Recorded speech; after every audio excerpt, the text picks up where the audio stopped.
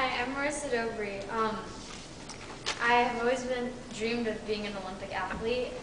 I've been running since I was probably 4 or 5 in 5K races, and my parents always were trying to get me to run.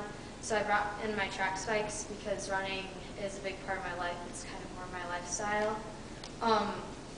All of my parents' friends were runners, and I looked up to them because of their dedication through the years. And I also lived in Oregon, and they're really, really big in track because Eugene is Track Town, USA. And U of O is probably one of the best teams in the country.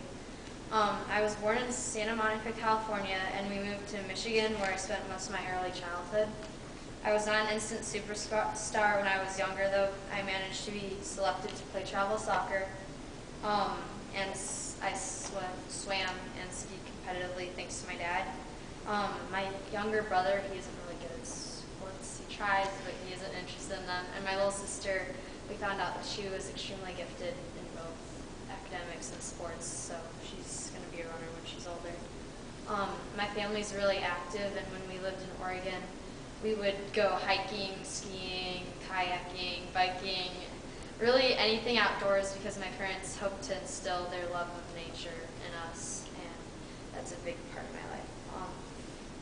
In the summer of 6th grade, my parents took me to the annual Prefontaine Classic track meet at Hayward Field, and that's where world-class athletes compete against each other in all the track and field events, and that was kind of my aha moment because I was really inspired by their strength, and it just really blew me away, so I realized that I wanted to run.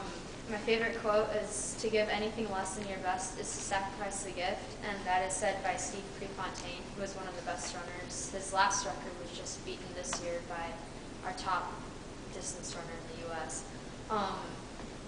And in middle school, I met my neighbor, Mrs. Weil, and she recruited me for the Regis track team, and if it wasn't for her, I wouldn't be here today because she told me that in order to be a good runner in college that I'd have to go here because Groves didn't have a good running program.